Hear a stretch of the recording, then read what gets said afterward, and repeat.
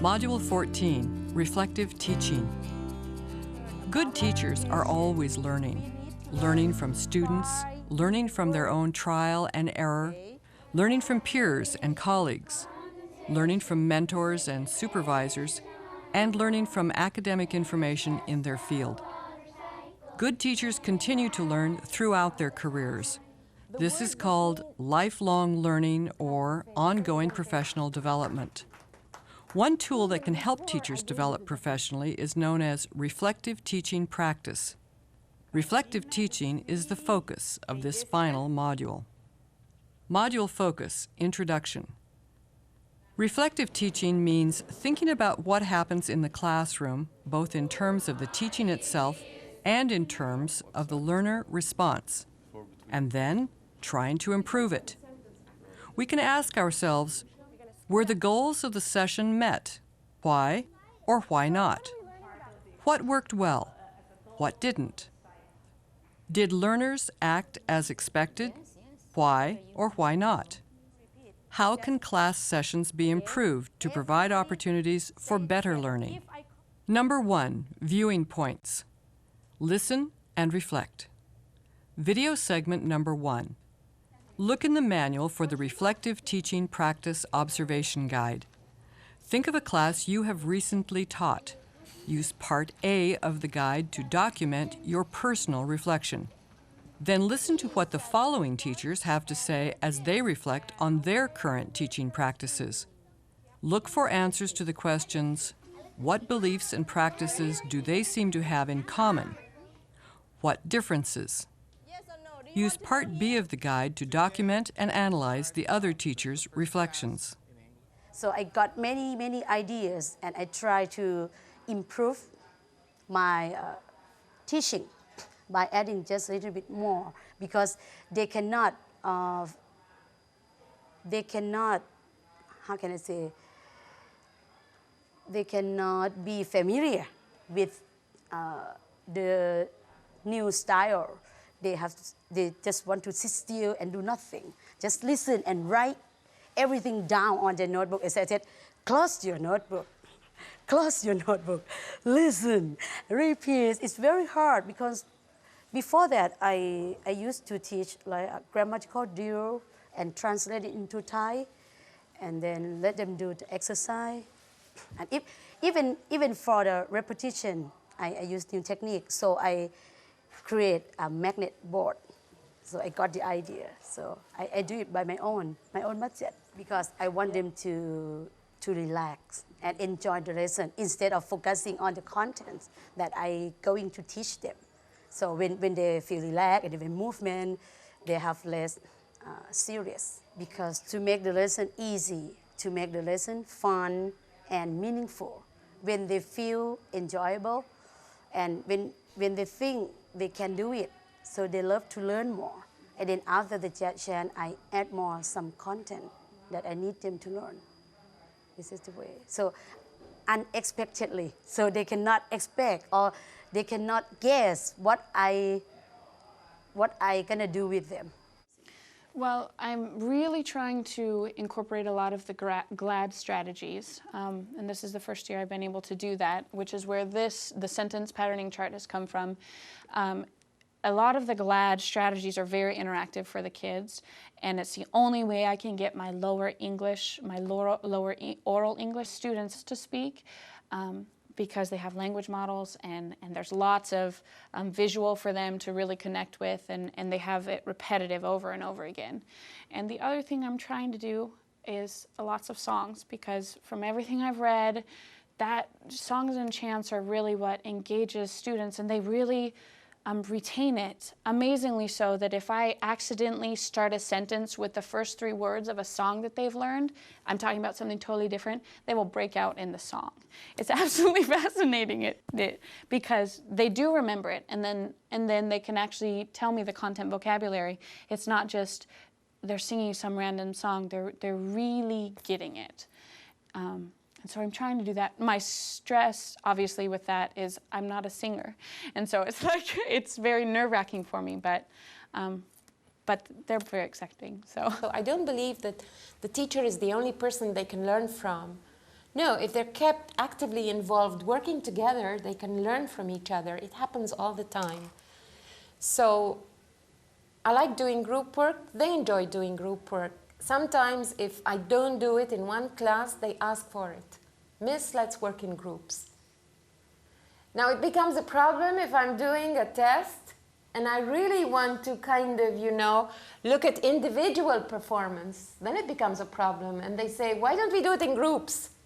Believe me, sometimes I decide that if they are going to learn from each other, okay, and I switch and I say, fine, then do it in groups. Sometimes I do that, you know, on the spot, I make the decision, go ahead and do it in groups because I feel they will learn from each other. Summary. Now compare parts A and B. How do these teachers' reflections compare to your own? Number 2, viewing points. Listen and reflect. Video segment number 2. Look in the manual for the Reflective Teaching Practice Observation Guide.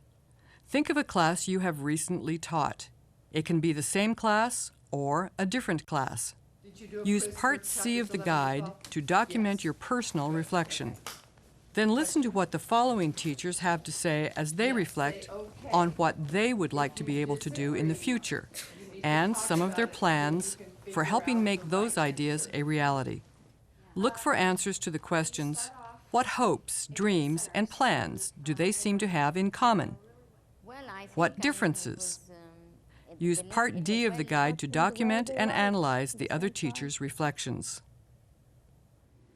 Reflecting is always a good thing. Let's see. I'm not really sure. I think that the kids pretty much responded well to everything. You know, the only thing that I can say that would be better than anything else is taking them outside of the classroom and actually exposing them to our world. Like, we did this a couple of days ago when we were learning about roots. I just took them outside and had them find some roots. So in learning about plants today, maybe we could have gone out and found a flower and talked about all the different parts of the root, stem, leaf, and flower. So always just taking them out and learning about it firsthand is probably the best way to do it. This year, I'm gonna try to have more conversations, to give the more emphasis in communications, because it's very difficult sometimes, but I don't know why. Ticos are sometimes are afraid of speaking foreign languages. So they say, oh, I would like to have my own classroom. But it's very difficult because if I have my classroom, I can have a lot of messages all over the place in English in order they have feedback all the time. But so we had to work with the material we have. And I think that the main aspect is that we, in my case, the key point is how much I love my work, my job, my children, and that's the most important. And they are very conscious that they need to learn, especially English, because English is becoming like Esperanto of the world. And in Costa Rica, this is a country that we, and also this is a country that is developing and is open to being trading with other countries. And we are in this process. And also here, there is a touristic destination. And people come here, and if they want to have a good job, they are very conscious of this, that if they want to have a good job. Also, we prepare an activity to motivate them to learn. We took some cutouts from the newspaper where they wanted people that speak English for different jobs. And we with other group, not with this group, we're going to work with this next time. This group next time on that. we shared, they work in groups and they read the newspaper ads, and they start giving their ideas or their opinions about this. But they are very conscious that they need the English if they want to have a very good job in the future, of job opportunities in the future. My future. Oh, okay. I would like to work in the, he's gonna kill me. I was in the Ministry of Education. I would like to work there. But I like to teach too. When I was at university, I said, I don't want to become a teacher, but I'm here, I'm a teacher. And I would like to, the thing with, some years ago, we used to take students to exchanges with other schools, high schools in the United States, middle schools. I would like to continue with that. That's a project we as a department would like to continue with that. The thing is that we are trying to do some contacts with people there. I would like to do things like that, but also I would like to work in, I think, in a higher level, but I'm getting prepared for that. I wish they can ask for the new knowledge. They are brave enough to learn new things and to get more knowledge. And then when they have some problem, they are brave enough to ask for help. Yes, that's the morphology I try to teach them. Mm-hmm. Summary. Now compare parts C and D. How do these teachers' reflections compare to your own? Module focus, summary. The focus in Module 14 has been on reflective teaching.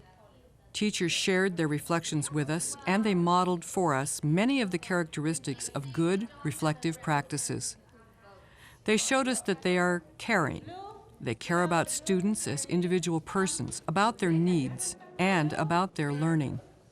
They recognize both the similarities and differences of their students. They are enthusiastic about helping students to learn better.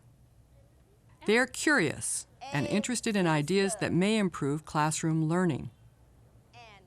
They feel comfortable doing self-analysis, and they are willing to put in the effort to do it well. They take responsibility both for solving the problems of their own classrooms and for their own professional and skills development. They are open-minded. They are open to and not threatened by ideas that may conflict with personal beliefs about the different aspects of their teaching situation. They have the energy to implement changes indicated by the reflection process. They enjoy working with colleagues on program development and professional development goals. When you look in the mirror, how many of these characteristics do you see in yourself? With practice over time, no doubt you will see even more positive changes reflected back at you. Yeah, they are really good students. I like them, and I enjoy teaching. That's why I keep teaching, and besides supervising. See the manual for readings and more information on this and other topics related to reflective teaching.